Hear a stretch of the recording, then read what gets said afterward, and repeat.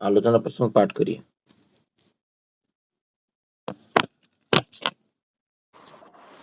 जय गुरु। आलोचना प्रसंग पंचम खंड, page 32-33, date 10th May 1943। Shri Thakur প্রাতকৃত্যাদি समापनान्ते निभृत निवासे आছেন।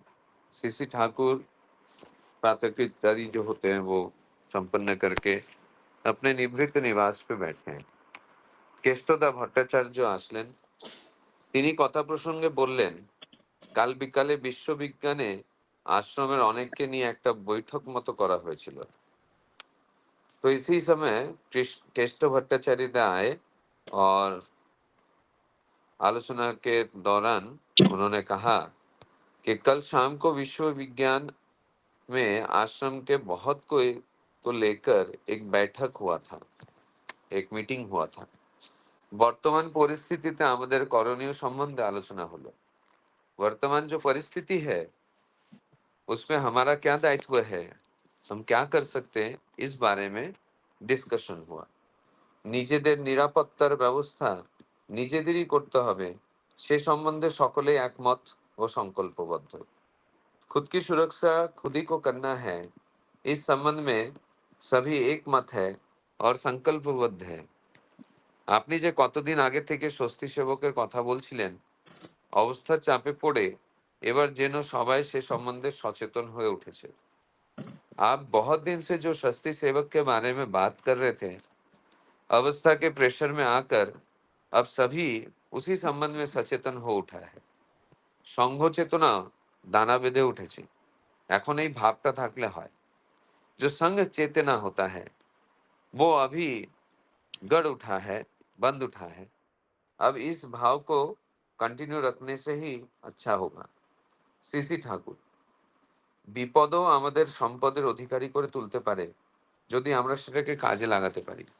सीसी ठाकुर कहने लगे कि जो विपद है वो भी हमें बहुत बड़े संपत्ति के अधिकारी बना उठा सकता है अगर हम उसे सही तरीके से काम पे लगा सके। प्रतिकूल अवस्थार मध्य पड़े शिख जाति केमन दुर्धर्ष হয়ে উঠেছিল সে তো জানেন। प्रतिकूल अवस्था में जो सिख संप्रदाय है वो किस तरह दुर्धर्ष हो उठा था उस बारे में आपको तो पता ही है। তবে সবাইকে একতাবদ্ধ করতে যে ওদের ভিতর থেকে যে বর্ণাশ্রম তিরোহিত করা হয়েছিল তার ফল কিন্তু ভালো হয়নি। लेकिन सभी को एकजुट करने के लिए उन लोगों के भीतर से जो वर्णाश्रम प्रथा तिरोहित किया गया था, मतलब जो वर्णाश्रम प्रथा को इग्नोर कर दिया गया था, उसका फल कुछ अच्छा नहीं हुआ। যা শুনি তাতে মনে হয় आजकल ওদের মধ্যে অনেকখানি डेटोरिएशन अधपतन एसे গেছে। जो मैं सुनता हूँ उससे मुझे ये प्रतीत होता है कि आजकल उनके अंदर बहुत सारा डेटोरिएशन अधपतन आ चुका है। আপনাদের যে স্বস্তি সেবক দল সংগঠনের কথা বলছি সেটা কিন্তু অন্য প্রতিক্রিয়ামূলক ব্যাপার নয়। मैं आपको जो स्वस्ति सेवक दल संगठन का बात कह रहा हूँ वो लेकिन कुछ और प्रतिक्रियामूलक बात नहीं है। নিজেদের ও পরিবেশের নিরাপত্তার জন্য নিজেরা যদি প্রস্তুত না হই, ওই ব্যাপারে যদি মুখাপেক্ষী হয়ে থাকি তাহলে এতখানি ঘাটতি থেকে যায়। खुद के और परिवेश के सुरक्षा के लिए अगर हम खुद को प्रस्तुत ना करें तो उस बारे में अगर हम दूसरों पे निर्भर करें तो बहुत सारा कमी रह जाएगा। জাতির মধ্যে প্রয়োজনীয় কোনো রকম গুণ বা দক্ষতার অনুশীলন যদি না হয় তবে রন্ধ্র দিয়ে শনি ঢুকে যেতে পারে। जो जाति है उसके जो जरूरत के गुण है या दक्षता है उसका अगर प्रैक्टिस या अनुशीलन ना करे तो उसी छेद से शनि घुस सकता है। অনেক গুণ থেকেও सामान्य गुणের অভাবে জাতির অস্তিত্ব বিপন্ন হয়ে যেতে পারে। बहुत सारे गुण रहने पर भी थोड़े बहुत गुण न होने के वजह से जाति का जो अस्तित्व है वो विपन्न हो सकता है। তাই খাত্র গুণের চর্চার উপর আমি জোর দিতে বলি। इसीलिए क्षत्रिय गुण के ऊपर जो चर्चा है उसके बारे में मैं बहुत जोर देता हूँ। क्षत्रिय चित्त संस्कार সম্পন্ন যারা তারা এটা বেশি করে করবে। क्षत्रियोचित और संस्कार संपन्न जो लोग हैं वो इसे ज्यादा से ज्यादा अनुशीलन करेंगे, কিন্তু অন্যেরাও বাদ দেবে না। লেকিন दूसरे भी इसे छोड़ेंगे नहीं। প্রত্যেক বর্ণ নিজেদের বর্ণচ্যুত গুণের অনুশীলনটাকে প্রধান রেখে অন্যান্য বর্ণের গুণের অনুশীলন যদি কিছু কিছু করে, তাহলে চৌকস হয়ে ওঠার পক্ষে সুবিধা হয়। हर एक वर्ण के लोग अगर अपने वर्णचित गुण के अनुशीलन को प्रधान रख के दूसरे वर्ण के गुण को अगर अनुशीलन करे, जो अच्छे गुण हैं उसे अगर अनुशीलन करे, प्रैक्टिस करे, तो बहुत चौकस हो उठ सकते हैं, मतलब ऑलराउंडर हो सकते हैं। তাছাড়া সাহস, পরাক্রম ও বীর্যের অভ্যুদয় যদি না হয়, মানুষ যদি ভীতু কাপুরুষ হয়ে থাকে, অত্যাচার ও অবিচারের বিরুদ্ধে যদি রুখে না দাঁড়াতে পারে, তবে তার মনুষ্যত্বের অনেকখানি ম্লান হয়ে যায়। ठाकुर जी और कह रहे हैं, ताछाड़ा साहस मतलब इसके अलावा साहस, पराक्रम और वीर्य अगर अभ्युदय नहीं होता है, मनुष्य अगर डरपोक और कापुरुष हो जाते हैं, अत्याचार और अविचार के विरुद्ध अगर वो खड़े नहीं हो पाता है, तो मनुष्यत्व का बहुत कुछ म्लान हो सकता है। সেই জন্য স্বস্তি সেবকদের কৃষি, শিল্প ও স্বাস্থ্য সম্বন্ধীয় সেবার জন্য যেমন প্রস্তুত হতে বলেছি, নিরাপত্তামূলক সেবার জন্য তেমনই প্রস্তুত হতে বলেছি। इसीलिए स्वस्थी सेवक को कृषि, शिल्प और स्वास्थ्य संबंधी सेवा के लिए जैसे मैं प्रस्तुत होने बोला हूँ, वैसे ही निरापत्तामूलक मतलब सुरक्षा हेतु सेवा करने के लिए जैसी प्रस्तुति चाहिए वैसे ही प्रस्तुत होने बोला हूँ। এটা যে শুধু একটা সাময়িক প্রয়োজন তা নয়, এটা चिरंतर प्रयोजन। ये एक छोटे वक्त के लिए प्रयोजन है ऐसा नहीं है, ये लंबे समय के लिए प्रयोजन है। কেষ্টদা, বহু ব্যাপারে আমরা क्रमागति बजाय रखते पारी ना, एर प्रतिकार की? केष्टोदा पूछने लगे, बहुत सारी चीजों में हम कंटिन्यूटी बजाय नहीं रख सकते, मतलब कंटिन्यूटी बनाकर नहीं रख सकते। इसका क्या प्रतिकार है, क्या सॉल्यूशन है? সিসি ঠাকুর, কোনো সদভ্যাস মজ্জাগত না হওয়া পর্যন্ত নিত্য অনুশীলন করতে হয়, একটা দিনও বাদ দিতে নেই। सीसी ठाकुर कहने लगे कि जो अच्छे अभ्यास है उसे अगर आदत में लाना है, तो हर एक दिन इसे प्रैक्टिस करना चाहिए, किसी भी दिन वो छूटना नहीं चाहिए। অভ্যাস একবার শিকড় গেড়ে গেলে তখন আর না করে পারা যায় না।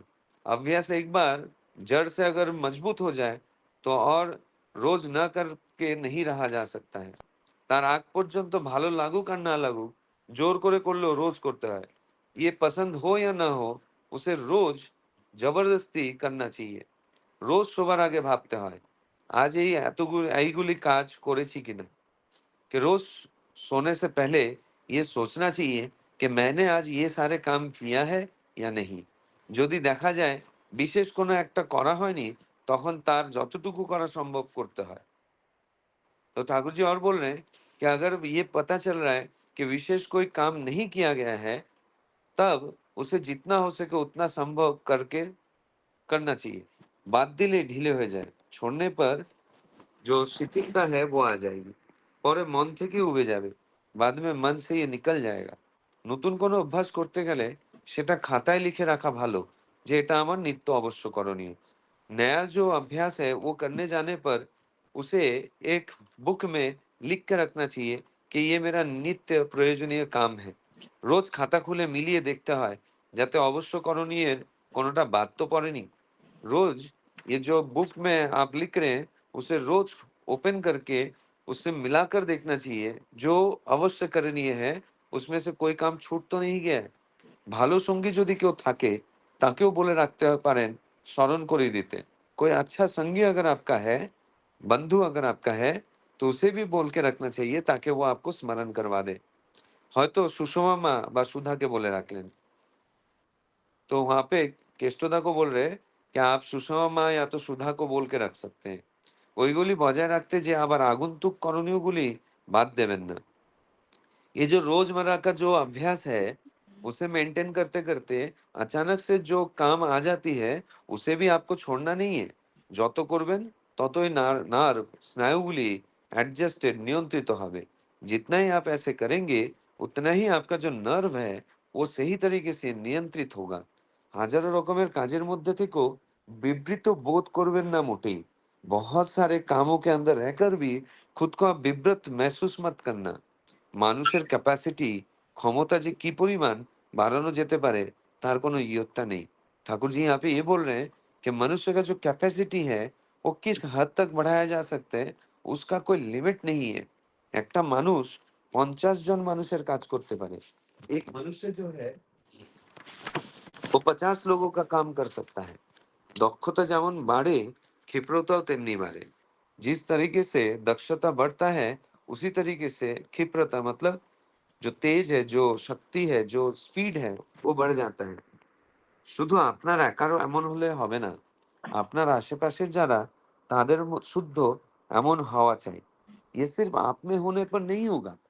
आपके साथ-साथ आपके आस-पड़ोस में जो है, उनके अंदर भी ये चीज़ होनी चाहिए। যে বিষয়ে নিত্য কালচার অনুশীলন করবার, সে বিষয়ে তার নিত্য কালচার অনুশীলন করছে কিনা এবং প্রোগ্রেস, উন্নতি কেমন হচ্ছে সর্বদা লক্ষ্য রাখবেন। जिस विषय में रोज प्रैक्टिस करना चाहिए, उस विषय में उन लोग रोज प्रैक्टिस कर रहे हैं या नहीं कर रहे हैं और उसमें क्या उन्नति हो रही है, इसे आपको सर्वदा लक्ष्य रखना होगा। আপনি নিত্য স্বয়ং দৃষ্টি না রাখলে তাদের কন্টিনিউটি ক্রমাগতি হয়তো ব্রেক করে ভেঙে যাবে। आप अगर जो तीक्ष्ण नजर जो है वो अगर उन पे नहीं रखते हैं तो उनका जो क्रमागति है कंटिन्यूटी है वो शायद से ब्रेक हो जाएगा। সবার পসিবিলিটি संभवता समान नয়। हर किसी का जो पॉसिबिलिटी है वो एक समान नहीं होता है। যাকে দিয়ে যতটুকু হয় ততটুকুই লাভ। जिसको देकर जितना हो सकता है उतना ही आपका लाभ है। তবে নিজে খুব অতন্দ্র থাকা লাগে। लेकिन खुद बहुत ज़्यादा एट टोज रहना चाहिए। নিজে ১৬ আনা করলে সঙ্গের যারা সেই আওতায় পড়ে কিছু না কিছু না করেই পারে না।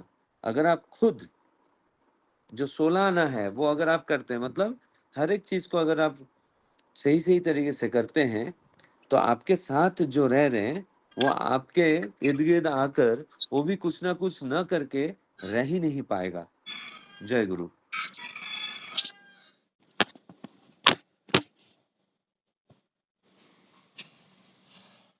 जय गुरु। वंदे पुरुषोत्तमम, वंदे पुरुषोत्तमम, वंदे पुरुषोत्तमम।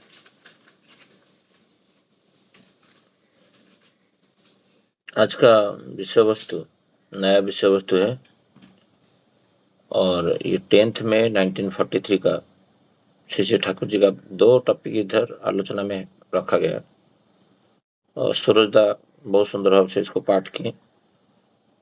कुछ चीज़ें बहुत इम्पोर्टेंट है जो दैनंदिन जीवन में यहाँ पर श्री श्री ठाकुर जी बोलते हैं कि वर्णाश्रम विधि को मान के चलना और जो वर्ण का जो अनुशीलन है, जो नित्य करणीय चीज है, वो करने के साथ दूसरा बनने का जो बेस्ट प्रैक्टिसेस है उसको खुद का अनुशीलन में लाना है।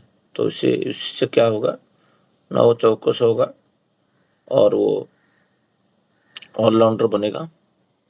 और श्री ठाकुर वरना सब नहीं मानने से जे प्रतिकूल परिवेश में पढ़ के सिख जाति कितना दुर्दश हुए हैं और उसी के चलते कुछ ना कुछ इग्नोरेंस हुआ है और उसके कारण श्री ठाकुर बोलते हैं डिटोरेशन मुझे दिख लग रहा है, उनको जितना उन्नति होना चाहिए उसी परिमाण में नहीं हुआ।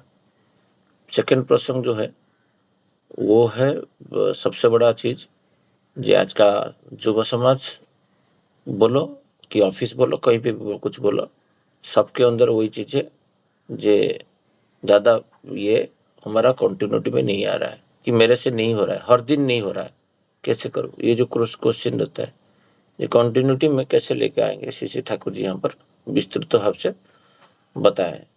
तो ये टॉपिक के ऊपर सूरज दत्त थोड़ा सा आपका बोध आप प्रकाश करिए, थोड़ा आलोचना रखिए, फिर आगे बाकी दादा माँ लोग हैं उसको लेके जाएंगे।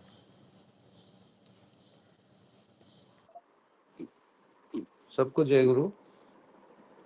यहाँ पे 2 चीज़ के ऊपर मैं थोड़ा-सा बात करना चाहूँगा।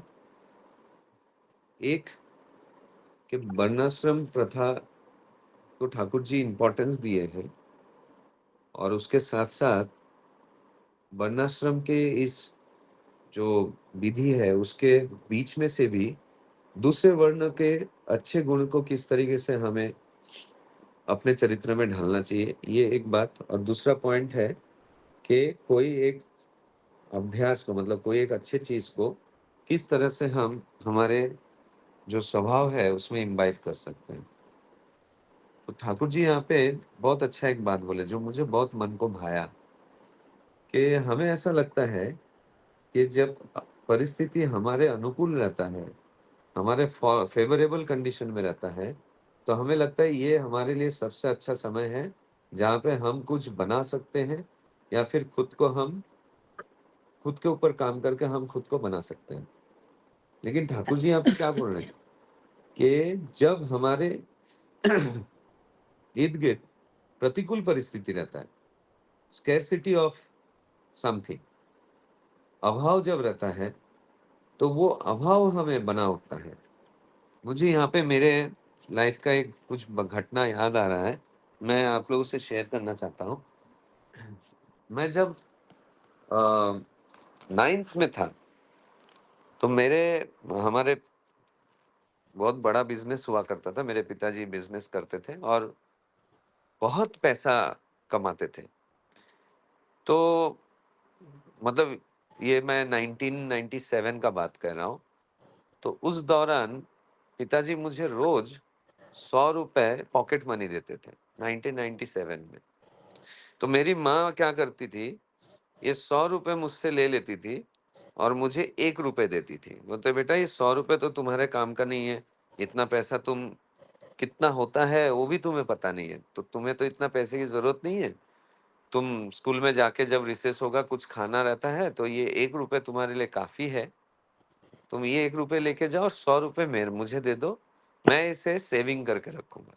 तो उस दौरान मुझे ये पता नहीं था कि 100 रुपए का वैल्यू क्या होता है, और जीवन जो है बहुत सरल तरीके से गुजर रहा था। तो स्किल सेट्स ये करना है, मतलब स्किल सेट्स को बढ़ाना है, तो इसकी कोई ज़रूरत कभी महसूस नहीं हुई।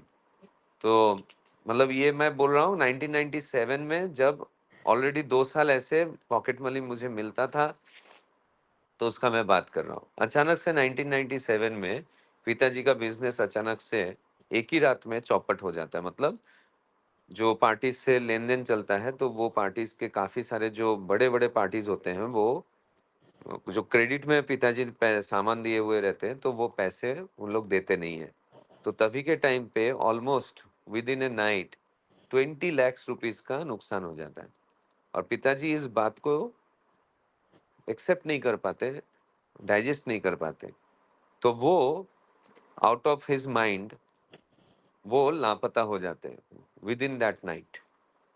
घर से निकल जाते हैं माथा खराब अवस्था में, एबनॉर्मलिटी के वजह से, और वो लापता हो जाते हैं। एक रात के अंदर जैसा लगा कि पूरा जिंदगी एकदम टर्न हो गया। तो अब करेंगे क्या? पिताजी को ढूंढना है, ढूंढ के मिल नहीं रहा है। तो वो झटका बर्दाश्त करने में करीबन करीबन 10 से 15 दिन लग गया। तो ढूंढना चालू था, लेकिन अभी कुछ तो चाहिए ना रोज।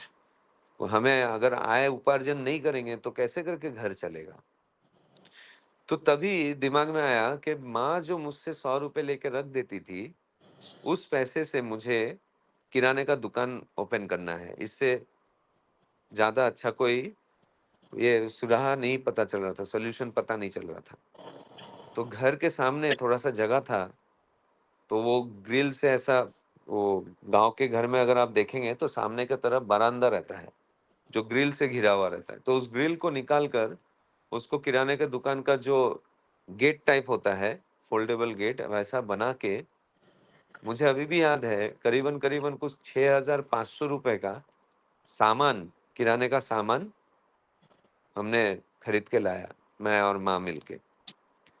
और ये सारा चीज जो है आचार्य देव के दिशा निर्देश से हम लोग कर रहे थे।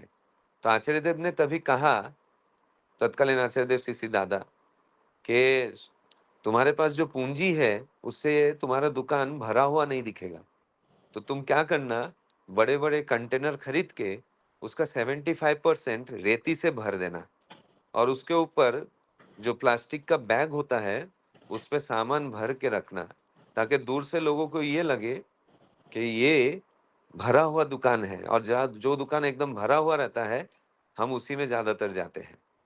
तो देखिए, प्रतिकूल परिस्थिति में सीसी दादा आचार्यदेव के द्वारा जीवन का एक स्किल सेट हमने सीख लिया कि किस तरीके से कम चीज़ों के बावजूद हम उसे बहुत अच्छे से प्रेज़ेंट कर सकते हैं।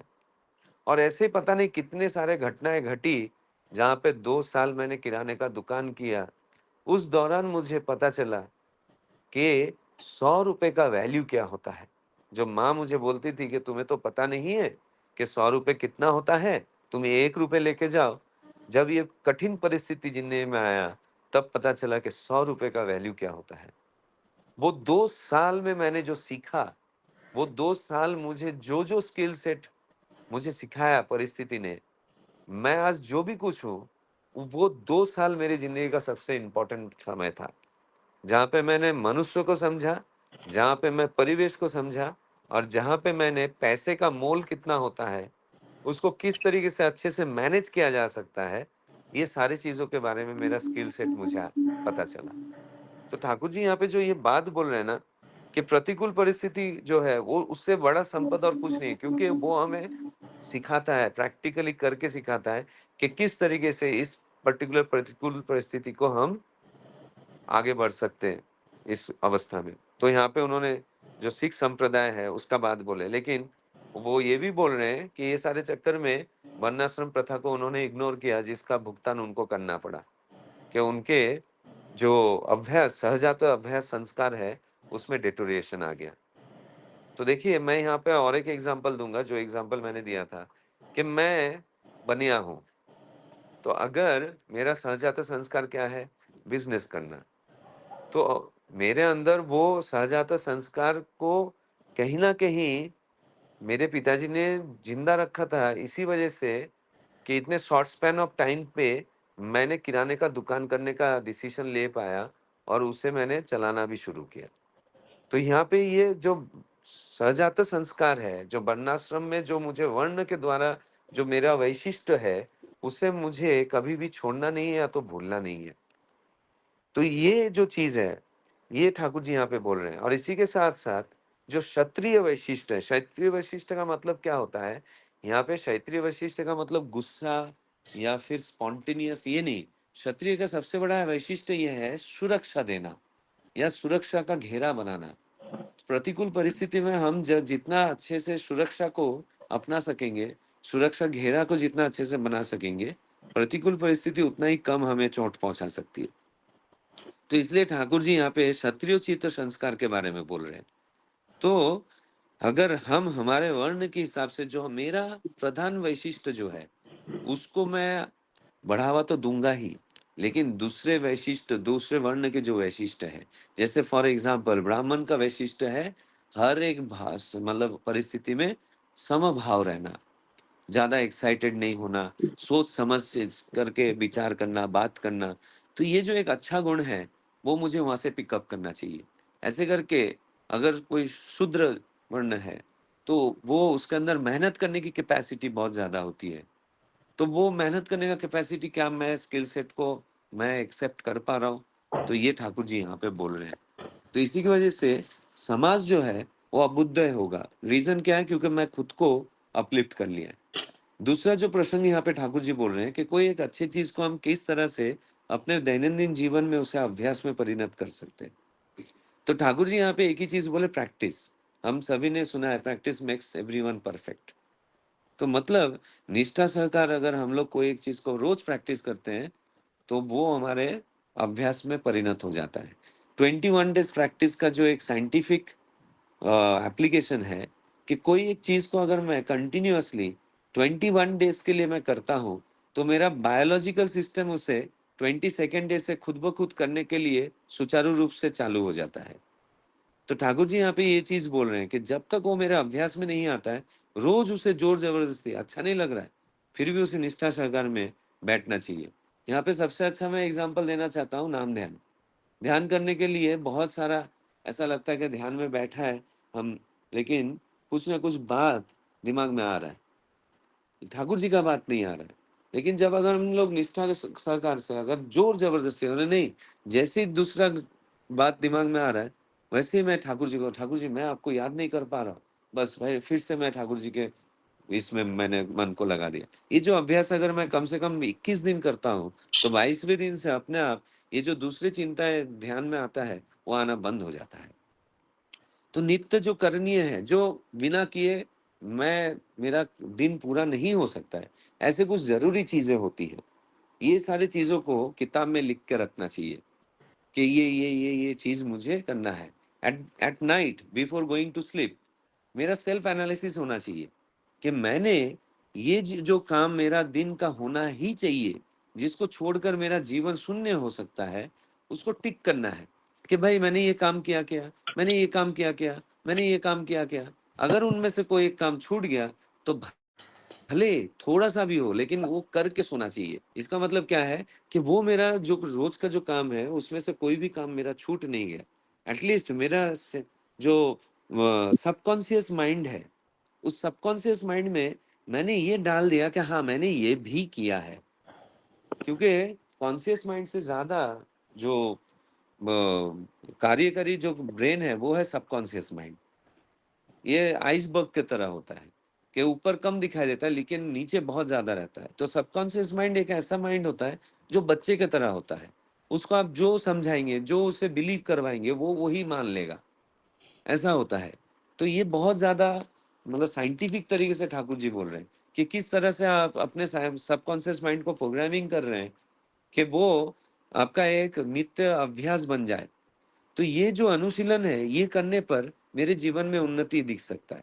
और इसी वजह से मेरे साथ जो जुड़ा हुआ है, जो मुझे पसंद करते हैं, जो मेरे बातों को वैल्यू करते हैं, जब मेरे जीवन में ये अनुशीलन वो देखेंगे, मैं जब टोटो मैं 100% करने का कोशिश कर रहा हूँ, तो वो देखकर कम से कम मेरे जो चाहने वाले हैं, जो मुझे देखकर अपने जीवन में कुछ इम्प्लीमेंट कर रहे हैं, वो भी भले 16 आना नहीं हो, लेकिन थोड़ा बहुत तो वो इम्प्लीमेंट करेंगे। इसका मतलब क्या हुआ है, I am just spreading the good things through my practice in the society. तो इसके वजह से क्या हो रहा है, मैं अपलिफ्ट कर रहा हूँ खुद को, मुझे देखकर और दो जन उद्बुद्ध हो रहे हैं, वो भी खुद को अपलिफ्ट कर रहे हैं। जब ये एक एक इंसान अपलिफ्ट होगा, तो ये पूरा समाज अपलिफ्ट हो सकता है। तो इसी तरीके से ठाकुर जी हमें यहाँ पे गाइडेंस दे रहे हैं। जय गुरु।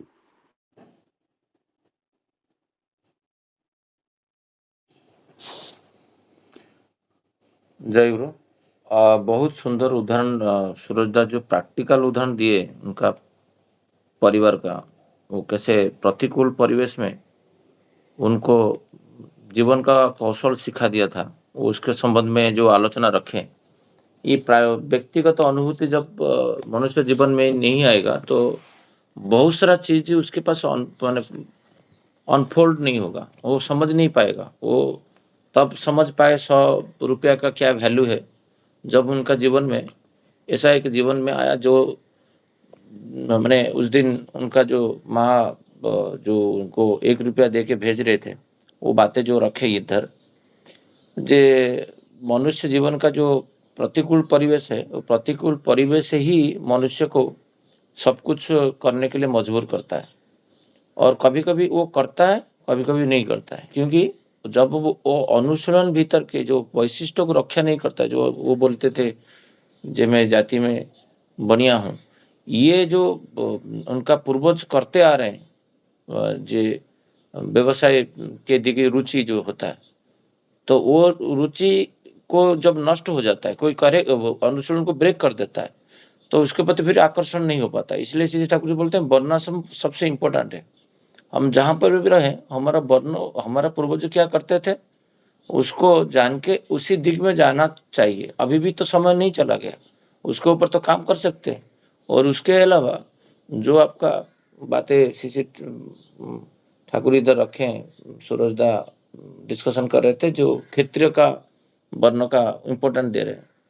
मैं जो समझता हूँ कि ये जो साधारण लोग समझते हैं, जो क्षेत्रीय का अर्थ मतलब डिफेंस में जाना, रक्षा करना, शत्रु के मैंने युद्ध करना, यही सब चीज आता है।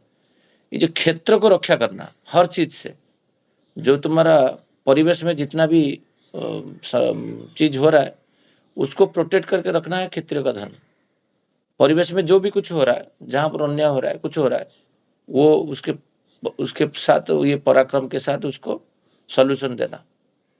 सेकंड तो टॉपिक सीसी ठाकुर यहाँ पर आलोचना में रखें, मैं थोड़ा सा उसके ऊपर जोर देना चाहता हूँ। ये एक्चुअली वॉल्यूम मेरे को याद नहीं आ रहा है, बट ऊर्जना में आया है, वो मैं निकल के दे दूंगा कौन सा वॉल्यूम में सीसी ठाकुर जी वो बातें रखें। ये शायद लास्ट ईयर ऊर्जना में आया था, और उसको मैं ये आलोचना प्रसंग ग्रुप में ही डाला था। जैसे सीसी ठाकुर जी चाहते थे जे प्रत्येक व्यक्ति केष्टदा को ही पर्टिकुलरली बोले थे करने के लिए, और केष्टदा सोचो श्री श्री ठाकुर जी केष्टदा को रीतिकार्य का पद दिए थे, मतलब रीति के अंदर वो श्रेष्ठ है, वो आचार्यशील है। जो रीति का क्या क्या गुण होना चाहिए वो एक व्यक्ति के अंदर समाहित किए थे, वो थे केष्ट प्रश्न भट्टाचार्य दादा। तो श्री श्री ठाकुर जी एक रीति को कैसे देखना चाहते हैं उनका नजरिया में, उसका की पर्सन केष्टदा थे। मान लो वो पूरा ऋतिक समझ को उस टाइम में ट्रेनिंग देते थे, तो सोचो कितना प्रखर होंगे। तो उनको तब बोले थे श्री ठाकुर जी तुम्हारा स्मारणी खाता बनाओ, मतलब इतना प्रवीण व्यक्ति। तुमको कोई एक अब्दुल कलाम को बोला जाएगा जी तुम पहले ABCD सीखो, कैसा लगेगा उनको?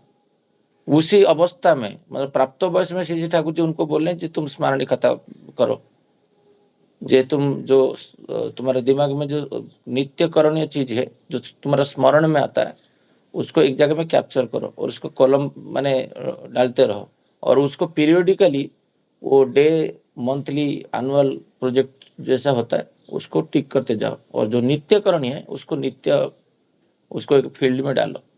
इसलिए फर्स्ट जो श्री ठाकुर जी इधर बोले हैं जो कंटिन्यूटी नहीं रख पाता हूँ, केष्टदा बोल रहे थे, तो केष्टदा को बोल रहे जे कौन सदभ्यास मजागत न हवा पर्यंत नित्य अनुसरण करते हैं एकटा दिनों बाद देते नहीं। इस श्री ठाकुर जी यहाँ पर बोल रहे हैं मजागत करने के लिए। मजागत जो होता है, आप कोई चीज एक चीज को जब तक 2-3 साल मिनिमम अच्छी तरह से कर लोगे, वो तुम्हारा माने संस्कार में ऑटोमेटिक आ जाएगा। आप बिना उठ के रह ही नहीं पाओगे वो काम करके। हर कोई काम को जो कंटिन्यूटी में लेके आते हैं, तो उसके लिए एक स्मारणी खाता करना पड़ेगा। जब तक नहीं करोगे तब तक आपका ना जो मोटर सेंसरी कोऑर्डिनेशन नहीं रहेगा। जो मैं आज किया, जब एक कलम में आप डालोगे, मैं नहीं कर रहा हूँ, मैं भातृभोज्य जो है, कल मुझे हमारा श्रद्धेय प्रोफेसर विजय दा जो एरोली में रहते हैं, अभी भी ज्वाइन किए हैं, तो कल इष्टभूति जमा करके 2 घर पे भातृभोज्य दे के मुझे पोस्ट किए हैं, एक मुझे व्हाट्सअप किए हैं जे दादा मैं 2 घर पे जाके भातृभोज्य दिया हूँ।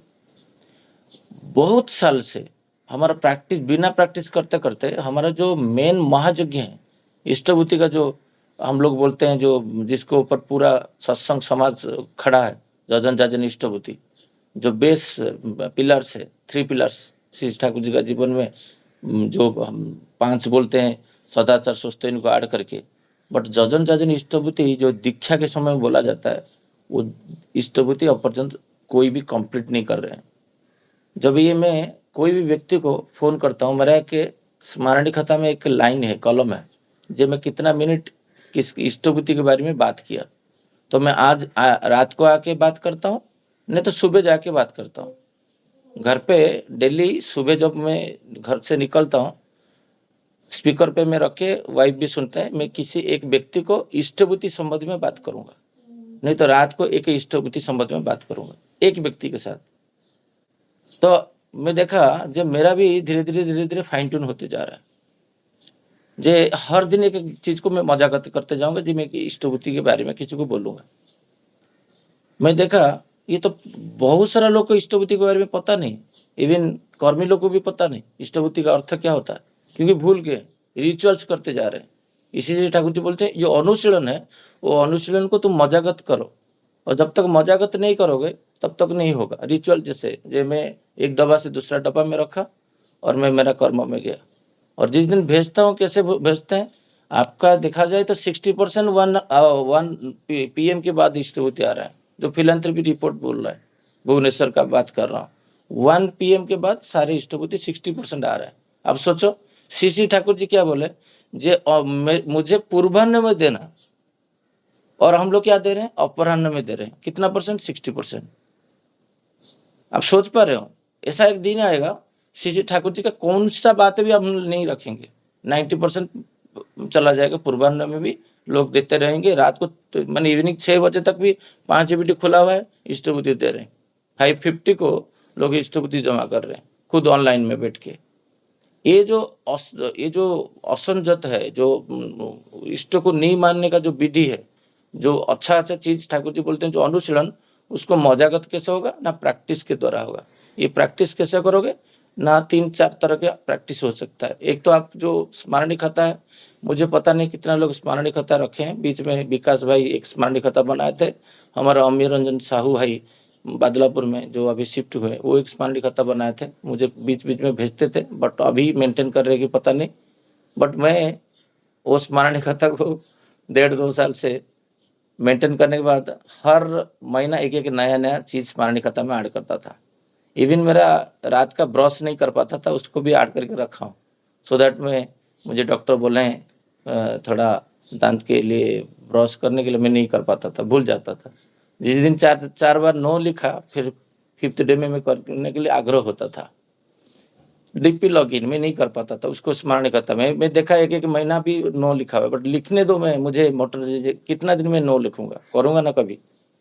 शवासन, इसको टिक करने के लिए जब मैं स्मरणीय खाता किया, दिन में मेरा शवासन हुआ, हर दिन मेरा शवासन 5-5 मिनट ही तब हुआ जब मैं स्मरणीय खाता में डाला।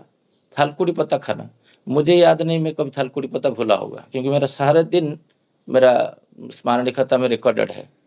मेरा जो उठना ठीक हुआ है बिकॉज ऑफ स्मरणीय खाता। ये जो खाता में जो बोल रहे थे बही में लिखने के लिए श्री ठाकुर, तो अभी मैं आलोचना किया। आप सोचो, ये ग्रुप में अभी 17+8 मतलब 25 लोग ज्वाइन किए, मतलब 25 फैमिली इंटू 3 मैं देखूं तो 75 लोग होते, कुछ नहीं हो तो 50 लोग तो होंगे, सब मिला के जब ज्वाइन किया। तो ये बातें जो आलोचना प्रसंग 33 है, तो मेरा गुरु जो है श्री ठाकुर अनुकूल चंद्र, जिसको मैं गुरु बोलता हूँ, प्रेष्ठ बोलता हूँ, आदर्श बोलता हूँ, परम प्रेम में बोलता हूँ, जितना भी एडजेक्टिव दूं उनको, वो एडजेक्टिव तब सार्थकता होगा जब मैं उनका बातें मानूंगा।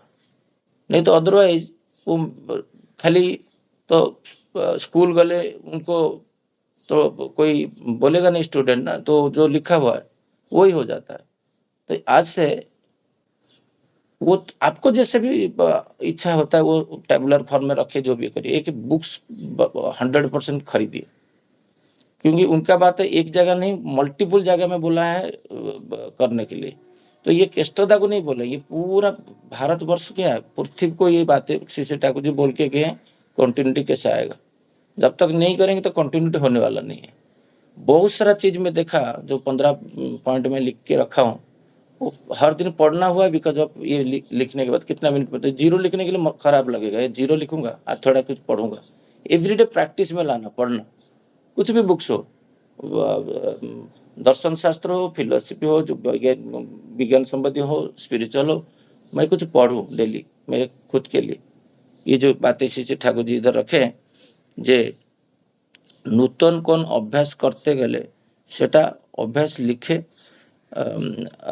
रखा भल। ये जो नया नया चीज कोई माइंड में आया, नया चीज को करने के लिए एवरीडे, जैसे पितृतर्पण, मैं उदाहरण देता हूँ कंटिन्यूटी के भीतर कैसे आता है।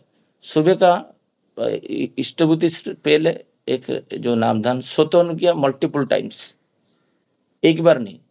ट्रेन में जा रहा हूँ, दुर्बल होते जा रहा हूँ, मैं तुम्हारा संतान, जो बोलते हैं ना गुण ठाकुर जी उस दिन बोलते थे, तुम्हारे को उसको रिपीटिवली माइंड में आना चाहिए। नहीं मैं निरंतर में कैसे रहूंगा, मैं परमानंद, ये जो रिपीटेटिव करना स्वतः को श्री ठाकुर जी बोलते हैं कितना बार तुम स्वतः कर सकते हो। तो वो भी एक कलम डाला हुआ है, आज 5 बार किया, आज 3 बार किया, आज प्रत्येक मेडिटेशन के बाद स्वतः करना चाहिए। मेडिटेशन जहाँ पर कंप्लीट होता है, फिर गुरु मंत्र जो ओम ब्रह्म वाला मंत्र पढ़ के फिर स्वतः करना चाहिए। ये कितना बार हम लोग किए, हम लिख सकते हैं इसको। जितना भी दैनंदिन जीवन यापन में जितना भी संजत होंगे, एक घर पे कोई माँ बोल दिया बच्चे को तुम घर से आके जूता पॉलिश करके रखना है, वो जूता पॉलिश को भी आप स्मरणीय खाता में रख सकते हो। जितना भी गुड प्रैक्टिस है, वो कुछ दिन जो भी अभी सूरज दा बोले थे, कुछ भी चीज 21 दिन में करने से वो मजागत हो जाता है। मुझे हमारा विजन पुष्टि भाई जो बादलापुर में है, हम लोग 2022 में दोनों गए थे देवघर, और देवघर आश्रम में वहाँ पर ब्रेकफास्ट कर रहे, वो मजाक मजाक में मुझे बोले, शशिकांत भाई एक चीज आप जानते हो? मैं बोले क्या बताओ? वही बातें करते करते एक वो बोले, कोई भी चीज तुम 3 दिन 30 दिन और 3 साल करोगे, वो तो तुम्हारा प्रैक्टिस में हो जाएगा।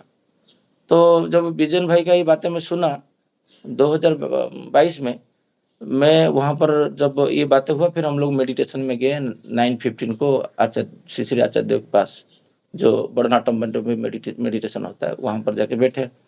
तो उनका बातें मेरा दिमाग में पूरा, क्योंकि उससे पहले प्रार्थना किए हैं, फिर ब्रेकफास्ट किए, फिर आके वो मेरा दिमाग में चला 3 दिन 30 दिन और 3 साल। तो वहाँ से मैं मेडिटेशन और ये नहाना धीरे धीरे मेरा दिमाग में चला, और वहाँ से मैं स्टार्ट किया। मैं स्मरणीय कथा 3 दिन किया, फिर 30 दिन किया, फिर 3 साल करने के बाद अभी कंप्लीट होते जा रहा है। 22 23 24 25 हो गया। मैं एक बार विजन दा को बोला था, जी तुम्हारा बातें मेरे ऊपर इतना असर किया उस दिन, और उसी चीज को मैं 3 साल तक एक दिन भी छोड़ा नहीं। मैं खाली बोलता हूँ, जी मेरा ट्रेन और मेरा फ्लाइट, इसको छोड़ के बिना नहा के मैं कभी प्रार्थना ऐसा कि मेरा दिन एक दिन सिंगल डे, दैट मीन्स मेरा 3 इयर्स में मेरा तबीयत क्या खराब नहीं हुआ। एकदम मेरा जो तबीयत खराब हो रहा था पहले, एकदम 95% कम हो गया है। ना फीवर होता है, ना लूज मोशन होता है, ना कभी जितना भी थकावट होता है, कुछ लेथर्जी हो जाता हूँ। ऑफिस हर दिन जाता हूँ, जितना भी उत्सव अटेंड करूँ, रात को कभी छुट्टी ऑफिस का नहीं लिया हूँ अननेसेसरी, आज रात भर काम किया 3 बजे, सुबह ऑफिस नहीं जाऊँगा, ऐसा नहीं हुआ है। हर दिन में कभी रात को जब हमारा पहला सत्संग होता था, तब हम लोग रात को 2 बजे सोते थे काम करके, उसका प्रीवियस डे प्रिपरेशन। बट जो उठ के ना के करना है, वो होते जा रहा है। ऐसा एक दिन आया, मेरे को एक सीवियर उड़ीसा में फूड पॉइजन हुआ, और वो फूड पॉइजन के दौरान मेरा तबीयत खराब हुआ, इतना खराब हुआ जो मेरा जो डेली प्रैक्टिस है वो ब्रेक हो रहा था। बट मैं तो स्मरणीय खाता में डेली लिखता था, और जब मैं जाता था वो बुक्स को मैं कैरी नहीं कर पाता था, तो व्हाट्सअप करके मेरा वाइफ को भेज देता था, नहीं तो अम्य रंजन भाई को भेज देता था, नहीं तो विकास भाई को कभी भेज देता था, जी आज मेरा डेली रूटीन है। फिर उसको आके मैं मेरा जो बुक्स है वही में मैं चढ़ाता था। अभी कल का भी मैं ऑलरेडी चढ़ा चुका हूँ, जी मैं क्या क्या किया हूँ, 17 पॉइंट्स हुआ कि नहीं, ब्रेक हुआ। कल रात को थोड़ा मैं कुछ दादा माँ लोग के साथ बात कर रहा था, इष्ट प्रसंग कर रहा था, तो मेरा थोड़ा लेट हुआ। आज मेरा 10 मिनट लेट हुआ है उठना, 10 मिनट्स। तो ये जो एनालिसिस सीसी ठाकुर जी बोल रहे करने के लिए, इससे क्या होगा ना, मेरा पत्नी के ऊपर प्रभाव पड़ेगा, मेरा बच्चे के ऊपर प्रभाव पड़ेगा, मेरा पेरेंट्स के ऊपर प्रभाव पड़ेगा। ये नित्य दैनंदिन जो कंटिन्यूटी में नहीं लाने से जीवन का कोई आनंद और सौंदर्य सार्थकता तो आएगा नहीं।